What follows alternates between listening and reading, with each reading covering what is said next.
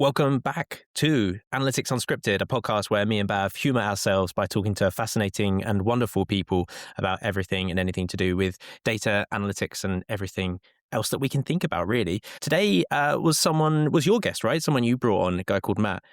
Tell us a bit about what you said at the end of this episode, no spoilers, but this is the most wholesome episode. Yeah, so Matt and I used to work together, and he's just one of the brightest people I've ever worked with. And we didn't actually talk about it on the podcast, but I remember him and I were both trying to solve this really complex mathematical problem, and it was really hard. It was probably one of the hardest problems we've ever sort of tried to solve. And Matt came up with a really elegant solution where he took a complex part of the equation and turned it into, and just combined it and called it A, because it wasn't changing. And that A, just by grouping that into a constant called A, we were able to then remanipulate the entire equation. And that's how we came up with the formula. We wrote a blog post around sample size calculations, and actually how the entire A/B testing community has been doing it backwards. And we were able to solve this complex math formula that I think since has been solved in other ways, shapes, and sizes by AI and various other smart people. But I'm pretty certain we were the first ones through the door with that. So look, no more spoilers. Great episode, very wholesome. Give it a listen. Tell us what you think. Amazing. All right. Well, without further ado, on with the show.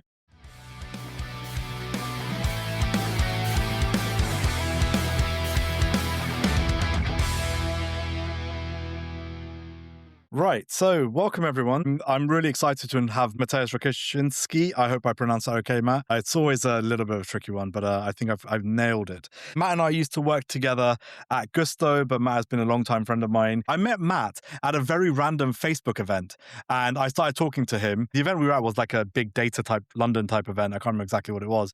And then I invited him to the Facebook event because we were doing something there. I can't remember exactly what it was. And it was so much fun. I really liked him. And I was like, come along. And then we went together. So there you go, power of community. Matt, welcome to Analytics Unscripted. You have not been prepared for this podcast. How are you? Welcome. Thank you for joining us. I have not. Thanks, Bhav. Yeah, happy to be here. Thanks for inviting me. Yes, amazing. I have to correct you. It was an egg conference that we met, and I was just in between the talks. They were so boring, and you just came to me. I was on my laptop, and you just basically asked me what I'm doing, and then we ended up going to a meetup at Facebook. Yeah, that's right. The best way. That's what Bhav does. He just loiters at these meetings, trying to disrupt people that are on their laptops trying to work. Yep, and then I steal them to come to our events, don't I, Dan?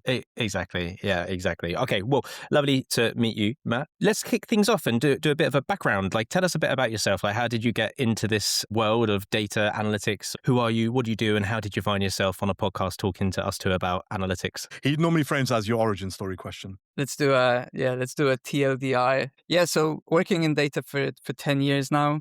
It all started basically after I finished my physics degree, decided not to stay in academia because there were much smarter people than me there already, and wanted to move to London. So I started my internship at Busuu, which is a language learning app. I spent, great 3 years there, basically, learning the ropes, working in product analytics, working a little bit in the data engineering side of things, marketing analytics, basically the typical startup life, just anything and everything.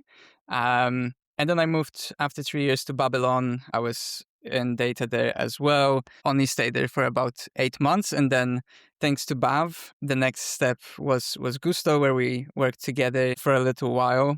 Best years of my life working with Bhav. It was great. Yeah, stayed at Gusto for 3 years. That was mainly product analytics, so a lot of experimentation. And now for the past 2 years, I'm at Paired, which is a basically relationship care app. And doing back in the startup world, basically doing everything and anything data related, from data engineering, analytics engineering, analytics, and then up to BI. Yeah, trying to do the whole full stack. Fun fact, I've been trying to recruit Matt ever since we parted ways from Gusto. I've not been successful, and now he's way too senior to come back and join me. Yet. Well, he said it was the best time of his life, and I don't think your ego needs any boosting, but I don't imagine it to be a hard hire if you wanted to try properly, Bhav. Oh, I've tried. I've genuinely tried. But I think Matt at this point has flown the nest, and he's now leading Matt, you're leading your own team, right? At Paired. Yeah, a small team, but a team. Yeah, it's me and one other analyst that basically are handling the whole end-to-end data function. Well, okay, I'm going to jump in with the first question because I find this the hardest thing for me to kind of figure out, and also something that's come up in many discussions in the last 2 weeks for me actually, is this split between IC, individual contributor work, and leadership management, or whatever we want to refer to it as. So how do you juggle that? How do you be a good strategic advisor, business person, leader, manager, and still hone your IC skills? Like, how do you juggle those two somewhat competing worlds? Yeah, with difficulty.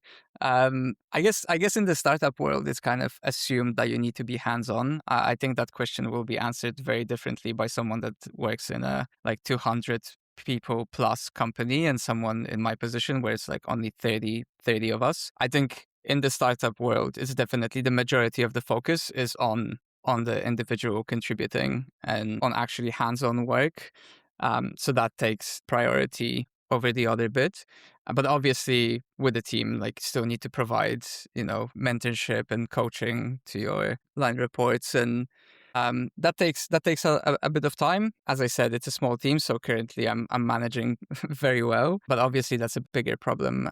If you have like 4, 5, 6 people and suddenly your one-to-ones and your performance reviews start to, take a lot of your time. At that point, you just need to delegate. If you're in that position, you don't have to do everything yourself. Like you're hiring these people for the precise reason so that you move more towards the kind of strategic leadership function.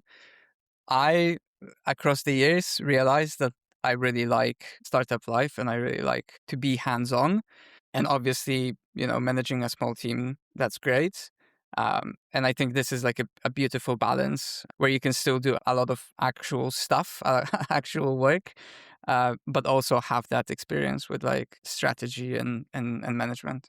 And I think for the first time, we're kind of, and we're only 5 minutes in. I'm about to drop the AI bomb. But with AI becoming sort of like more and more readily available, I think so many data professionals in a more leadership capacity are kind of able to jump back in and do a bit more of that IC stuff. Because I think it's hard to work in data and not want to be a builder, right? Even as you progress into your career, there's a part of me that is always like builder first mindset. And it's hard to ever really cut that out and purely be where you're just doing management work. Yeah, definitely. Well, here's a question just to both of you, really. Okay, let me preface this before I ask the question, because I think I need to build it up a little bit, not just for drama, just for context. But data is a service industry, right? Data in itself is the fuel that goes in the engine that drives the car, right? So I think we can essentially agree that data, with a few exceptions, data is not profitable, but we use it in places to power decisions and power other things that then become profitable. So it's always hard. Me and Bhav have gone back and forth on this. How do we measure the ROI of analytics and all this other stuff? That's not the question, by the way. It's just, that's where we are, right? Data is a service industry. So I suppose just to open it up to the both of you, like, what does leadership look like in data? Like, how does one be a leader in data or do strategy in data when data itself is in service of something else? As our guest, I'm going to let Matt take first crack at this. It's an interesting question. I think, as you said, right? What are we trying to do here? Everyone in the company is making every day some sort of decisions, right? I think our job is to make sure that these decisions are backed by some data so that the decision is of better quality. People that make the decisions don't necessarily know how to get that data and what kind of data they need at any given point. And I think the potentially the leadership comes from making it very obvious and very easy for that to happen. And whether that's buying a self-service analytics platform or modeling the data in a certain way, or just having this whole kind of like end-to-end picture and executing on it and getting people on board that this is what we should be doing. I think this is kind of like the big thing, at least in my head, that we're trying to do here and where the kind of like leadership comes in. So I think this is a really interesting question, and it's something that I've been actually pondering about myself recently. And I've come to the realization that there are 3 main data archetypes, right? There's probably more, but I'm just for the simplicity of kind of like a concise model, I'm going to say there's kind of like three main archetypes. One is your data provider. So as a data team, as a data leader, are you leading a team whose job is to provide data to other people? And I think Matt kind of like touched on that, right? Like, are you providing data to people who are then making the decision? So, hey, I need some data. Here you go. Here's the data that you asked for, right? There's obviously it's shades of gray in a lot of this, but I'm keeping it really black and white. The second one is kind of like a decision systems builder. These are your more R&D type data teams, your teams that you'll probably find at the likes of Spotify, at Netflix, at Google. And these are the teams that are building systems and tools and models that help people decide better with sort of like automations and recommendations and things like that. So it's kind of like it's taking a lot of the critical thinking from beyond providing data to actually saying, hey, look, here's the data, but also here's what you could do with it. It's still limited, and in many ways that's mostly automations. And then the third one, and I think this is like certainly where my role is, and I've kind of like positioned myself when I think about sort of like what type of data leader I am, is more on sort of like commercial intelligence, right? My team, and I think when I worked with Matt, when we were working at Gusto together and previously, I don't think I've ever considered myself the former. I'm definitely not leading machine learning data science functions, and I'm certainly not leading pure BI teams who are building visualizations. My goal, and I think it's largely because of my background, where I really excel and add most value is when I'm leading a team who are acting like commercial partners. And that includes doing the above in some capacity. And it's going to be a gray area, right? But I think a lot of teams will have like strengths more in one or two areas. And for me, certainly my strength, I can't say whether I'm great at leading data science functions or BI functions. I hope this doesn't cost me a job in the future. But certainly for me, my superhero strength is commercial awareness. Yeah. And that's actually very often a gap in the analyst that you see when you're recruiting. It's that third bit. Our CEO recently shared like a pyramid of how useful you can be in a company.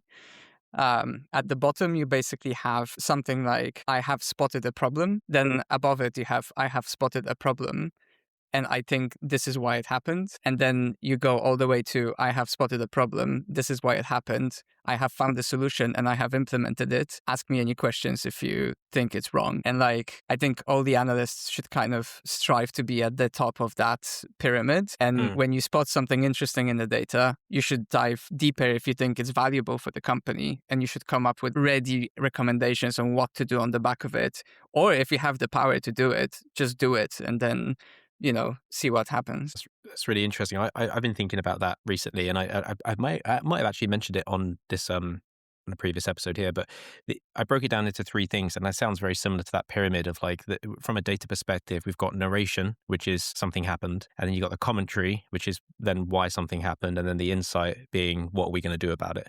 And I think a lot of people get stuck in commentary, which is like AI summarize the historical data or build a dashboard. Dashboards often just, this is what happened. And people say they want insight, but they get a dashboard, which is just narrating sort of stuff. Narration's easy, it's automatable. The insight bit is the hard part. And I often find that unless you have that headspace to focus on that and be a business partner, as you're saying, Bhav, I think that often comes from the people we work with. We're providing the kind of support services via data.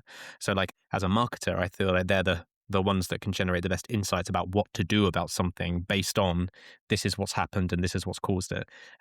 Without that subject matter expertise, it's actually really hard to be insightful. And people use that term quite sort of flippantly. And they're like, we need more data-driven insights. We need more insights. But sometimes they just need, a bit of commentary and on a bit of narration or something like that. But it's interesting that you broke it down into those three things. If someone just says, here's my insights dashboard, and it's like, we had 200 sessions yesterday. I was like, all right, great, thank you, move on. Yeah, that's not insightful at all. And I think that's where the mismatch with like things like the request and the output from an analyst or a data person often gets confused, because those wires across, they are asking, often the stakeholder doesn't know how to or what to ask for. But they're like, I need insights on traffic, like how's our marketing performing? And they get a kind of 20 charts of like historical clicks and spend and conversion numbers. And often it's like, and that's why they never look at dashboards. If you've got dashboards that no one looks at, it's because you're not going that one step further, right? I love that all three of us have our own sort of like different pyramid, similar but very different. And I'm definitely going to take both of your pyramids. I've been making notes, Dan knows, Matt, I like to make notes on these podcasts when we're recording them, just so I can reference back if I need to. But I'm going to take spotted a problem. I think this is what we should do about it, and then and I've just done it. So Matt, you're one, and then Dan, commentary, narration, insight. Like I love these so much. Expect a LinkedIn post at some point today. Amazing. Yeah. Well, let's pivot slightly, Matt. Like, what's in your world of data in paired? What are you interested in at the moment? What's got you going? What's got you stuck? What's the problem you're solving? What kind of stuff excites you at the moment in the world of data and analytics? Yeah, I think both excites and frustrates. I have been in a massive rabbit hole for this last 6 months in basically marketing analytics, attribution modeling, figuring out what Meta is doing with our money and how can we make Meta make better use of our money and how do we track this. Yeah, basically a whole massive rabbit hole on how can we make our performance marketing more efficient. It's such a vast topic. Like literally people could do probably PhDs on this and how this thing works. I'm still getting myself confused by different kind of probabilistic attribution models in MMPs and on Meta side and things that you can build in-house. But this is kind of like what I'm doing currently. We've just finishing our migration from Adjust to Apps Flyer. So we're changing our MMP to kind of improve the signal that we're sending onto Meta. But yeah, that's my life for the past 6 months. For anyone who doesn't know what MMP is, Matt, can you just elevate the picture? Yeah, so it's basically a platform that aggregates all your marketing activity. So if you're spending on ads on Facebook, TikTok, Google Ads, this is going to be one platform where all the information comes back in. And they are also, in some cases, the kind of final judge on who gets the attribution for an install in an app, for example, if you're spending across all these three different platforms at the same time. So they're helping you both. Right? It's app only. Yeah. This is for apps because thus us, we have it easy over on the web aspect where we don't need MMPs. But there's the iOS nuance and Android doing stuff, and apps are just a fucking nightmare comparatively, right? To measure and attribute, and then you need these middlemen, these MMPs, to actually do that for you because, you know, specifically like it's iOS, right? And so if you want to send an in-store conversion back into Google Ads to say, hey, look, you've driven a new iOS customer to us, that's actually one of the hardest things I've ever dabbled with, right? To do within our industry. It's such nonsense. It's unnecessarily complicated. So these tools become like huge parts of that ecosystem, right? I just Googled MMP is Mobile Measurement Partner. That's what it stands for. So correct. I didn't, because I've not come across, obviously I work in the e-com world and it's been a while since I've had to delve into apps, but I didn't realize that they were aggregators. If you just needed the acronym, Matt, we could have saved ourselves the last couple of minutes of explaining that. That's literally all I wanted. You guys, I was like, what does MMP even stand for? So cool. Yeah. What doesn't it stand for? What doesn't it stand for? It's really interesting because I think the attribution space is so. It's been around for a long time, but I feel like it keeps rearing its ugly head every sort of like year or periodically, some type of like period cycle, and we're kind of going through something very similar, which is around. How do we, yes, we have our attribution model, which is great, and it does a good job. But what about when we're thinking about a clickless world? You know, when someone's just like doom scrolling on TikTok, there isn't a click, but they've seen the video. How do you capture that impression? And then, as certainly from our point of view, as we become more and more retail first, how do you measure the impact of your online ads into the retail world? And now we move over from attribution modeling into the world of MMMs. So I think that's fascinating. I just want to touch on, Matt. You gave a crap talks last year, I think it was, and we were talking about Markov chains. Well, I say you were talking about Markov chains. I'm curious, for anyone who's listening, what are you guys doing in that space again? Yeah, that was one of the first kind of projects I did when I came to Paired.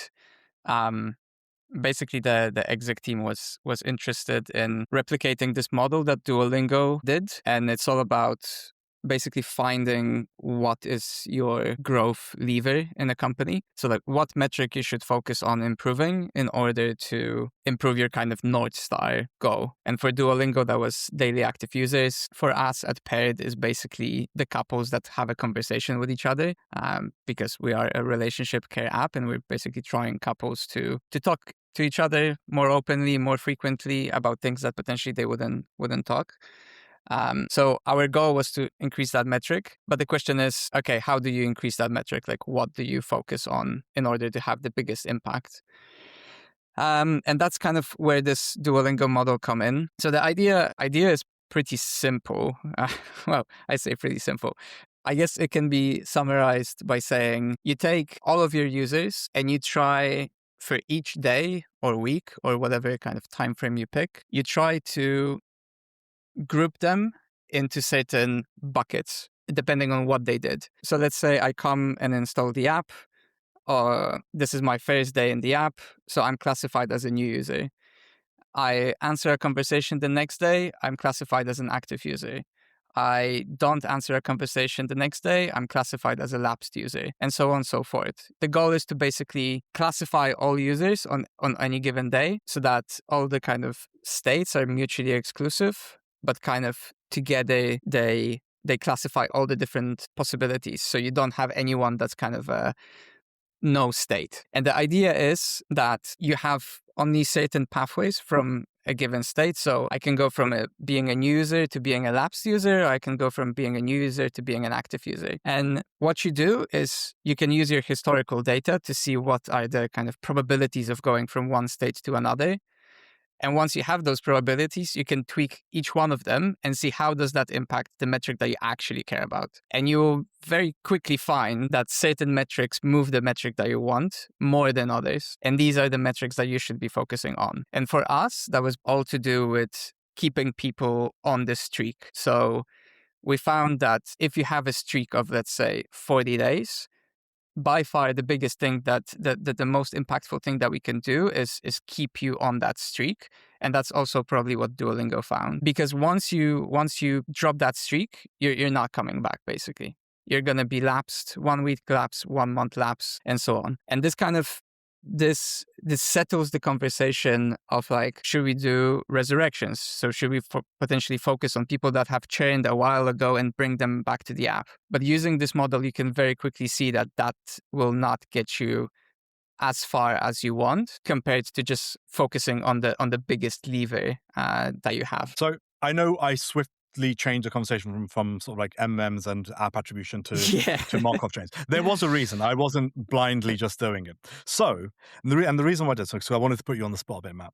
If you're marketing, you've been immersing yourself into the world of marketing recently, right? Marketing analytics and how it works.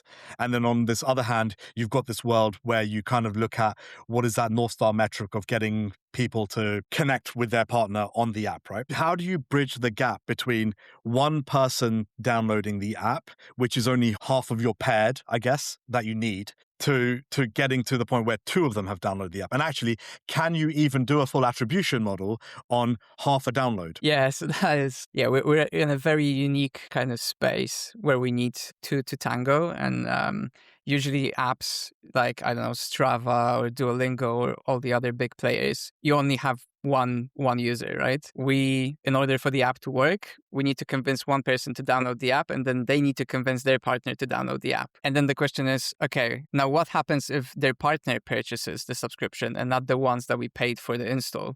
How do you attribute that? How do you send back that signal to Meta? It gets pretty complicated. And this is something that we're working on. One way to solve this, what we're trying to do right now is doing value optimization on Meta. So the idea is you come to the app, we give you, let's say, 6 hours. We take into account all the activity that you do, including connecting with your partner. We then assign a value to you anywhere between 0 and 100, whether we think you're highly likely to convert or not, or your partner is highly likely to convert or not. And then we send that signal back to Meta. But it is a problem because all the platforms, all the attribution platforms, analytic platforms, they are not kind of built to work on a couple granularity. Everything is user ID, not couple ID.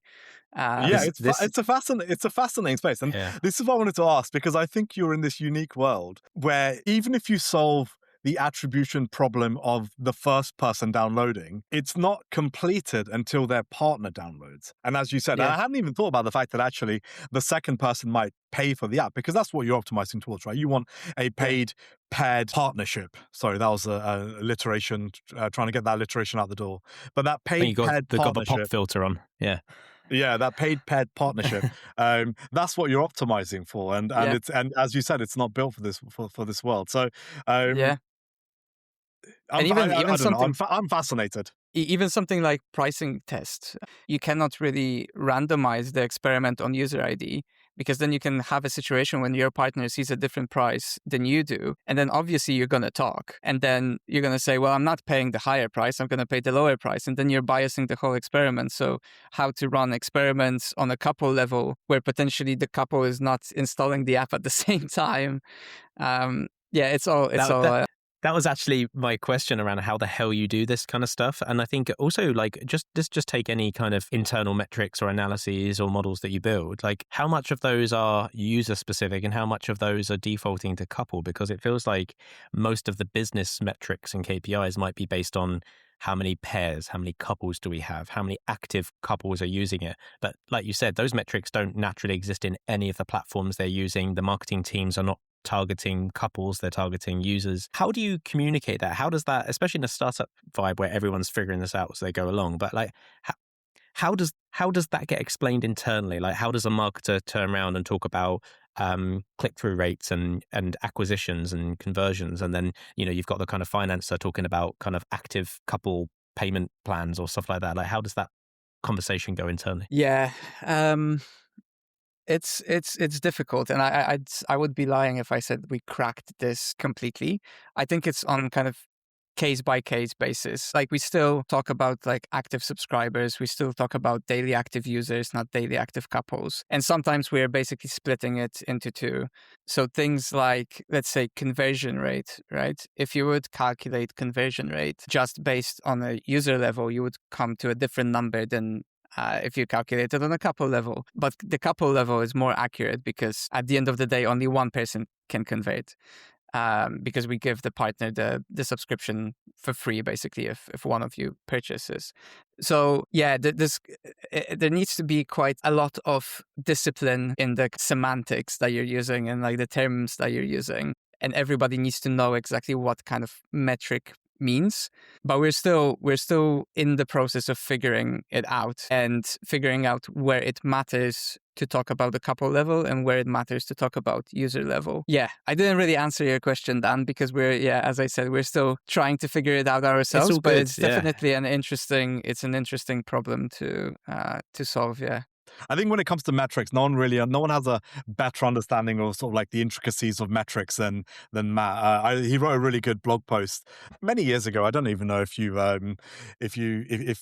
still write any about it or talk about it, but Matt wrote a really good blog post about metrics, which I still reference to this day. It was along the lines of like, what classifies as a good metric, and you went through sort of like characteristics of metrics around comparability and the ability to measure on a timeline and to be able to define it with certain things. And I still reference. I've internalized it, but I haven't memorized it. I mean, at the end of the day, I think it just needs to be simple. I think data teams have a tendency potentially to like overcomplicate the metrics that they're using.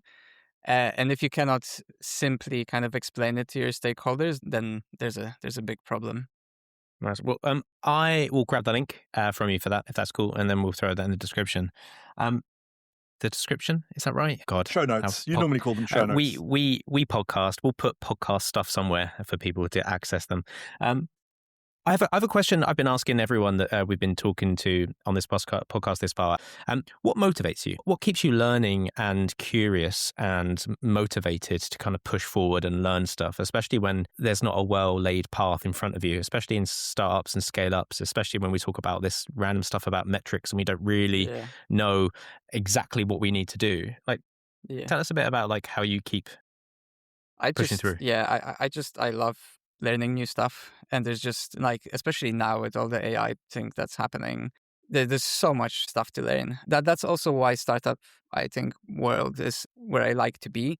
It's because one day you're doing data engineering, the other day you're doing kind of BI, another day you're doing strategy. All of these things are their own world in itself. Obviously, you have data engineers that are specialists in that and so on. I'm kind of like trying to pick up pieces as I go and learning about Snowflake, learning about like how do you build a pipeline end to end? How do you test it? How can we like use LLMs to the full of potential? I feel like in this environment and in this role, there's just so much to learn that every day is just school day. And you just keep on learning. And the pace at which things are developing at the moment, I don't think I will have any issue with, okay, I'm done. I've learned everything. I can stop now.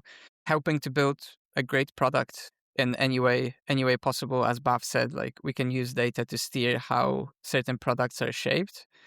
And doing that and seeing the results, seeing, more people using a product, being happy about the product. Like I'm very fortunate to work for a company that's actually helping people. And you can see people commenting, on the App Store saying, I've been using the app, like it saved our marriage. Thank you. And being kind of a part of that and helping to build that, helping to steer it, helping to grow it is a great feeling. I think that's a really great note to end on. Don't you think, Dan? I think we can normally keep going forever, but I think that was such a nice sentiment, because you're absolutely right. In a world where it's kind of like your Tinders, your Bumbles, your go, actually, it's kind of nice to have a company that helps build true connections with the closest person in your life, which is your partner, and I think that's actually a really nice thing. I might even ask you for a free paid subscription, Matt. I'm saying I've asked in the past. A free paid subscription? How does that work? A free paid subscription. That's my oxymoron of not having to pay for the app. We're undoing the nice ending you mentioned, Bhav, by continuing to riff on this. All right. Well, Matt, thank you so much for joining us. This has been fascinating. It's been a pleasure talking to you properly. If anyone wants to find you or read up on your stuff, like where do they go? How do you want people to find you? Do you want to be seen? If so, where? Yeah, just find me on LinkedIn if you want to chat about anything. I'm always happy to connect with people in the space. So yeah, that's where to find me. Brilliant. Well, look, Matt, thank you so much for joining us. It's been an absolute pleasure. I think this has been one of the more wholesome episodes, where it hasn't just been data. I think we covered career and growth and some data, of course. And then we ended on nice now, I think, until I ruined it. So thank you so much for joining us, Matt. It's been an absolute pleasure having you. Thank you so much. Appreciate your time. Yeah, great chatting to you guys. Thank you.